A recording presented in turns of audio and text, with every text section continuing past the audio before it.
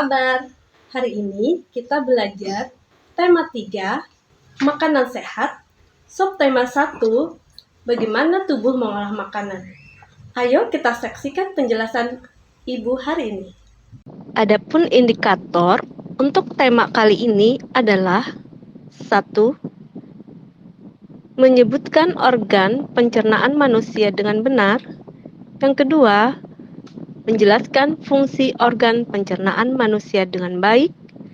Yang ketiga, menguraikan mekanisme proses pencernaan makanan pada manusia dengan benar. Dan yang keempat, mengidentifikasi iklan media cetak tentang makanan sehat.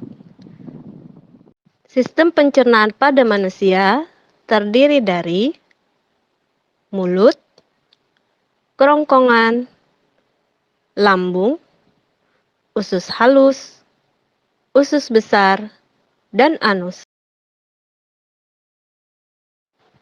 Fungsi alat pencernaan pada manusia diantaranya adalah mulut berfungsi untuk mengunyah makanan menjadi lebih halus agar mudah dicerna. Di dalamnya terdapat organ-organ pelengkap seperti lidah, gigi, dan kelenjar ludah. Kerongkongan merupakan saluran yang berfungsi untuk menyalurkan makanan dan minuman dari mulut ke lambung. Fungsi utama lambung adalah tempat penyimpanan makanan sementara, memecah asam dari makanan yang dikonsumsi, dan mengirimkan makanan ke fase berikutnya menuju usus halus. Usus halus merupakan salah satu organ dalam sistem pencernaan yang berfungsi untuk memecah dan menyerap nutrisi dari makanan maupun minuman yang dikonsumsi. Usus besar memiliki peranan penting dalam sistem pencernaan, yaitu mengeluarkan zat sisa dari makanan yang dicerna. Fungsi usus besar juga mencakup penyerapan cairan dan vitamin hingga memproduksi antibodi dan mencegah infeksi. Sedangkan fungsi anus merupakan jalan pembuangan sisa makanan yang tidak terpakai oleh tubuh dan gas-gas yang berbau yang disebut tinja. Tahukah kalian bagaimana mekanisme proses pencernaan pada manusia? Yuk, simak penjelasan kali ini. Mekanisme proses pencernaan makanan dimulai dengan 1. Makanan dihancur di dalam mulut menggunakan gigi dengan dibantu air liur. Yang kedua, makanan yang telah halus didorong melewati kerongkongan masuk ke dalam lambung. Proses yang ketiga, di dalam lambung, makanan dicerna menjadi bentuk sederhana dengan bantuan enzim.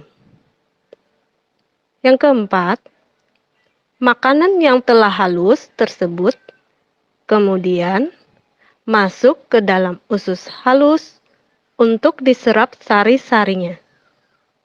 Proses yang kelima, sisa penyerapan dari usus halus kemudian masuk ke dalam usus besar untuk diserap airnya dan dibuang zat-zat sisanya. Dan yang terakhir, yang keenam, sisa pencernaan kemudian dibuang melalui anus. Agar alat pencernaan kita tetap terjaga dengan sehat, kita bisa mengajak masyarakat dengan cara melalui iklan. Kali ini saya akan menjelaskan tentang ciri-ciri iklan. Biasanya, iklan dibuat secara menarik dengan menampilkan kata kunci dan gambar yang sesuai dengan tujuan iklan.